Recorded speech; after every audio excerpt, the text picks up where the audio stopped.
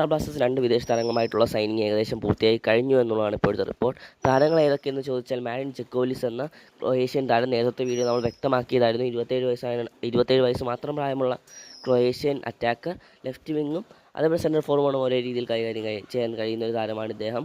മാത്രമല്ല താരത്തിന് വളരെയധികം വർഷങ്ങളായിട്ട് എക്സ്പീരിയൻസ് ഉള്ള താരമാണ്.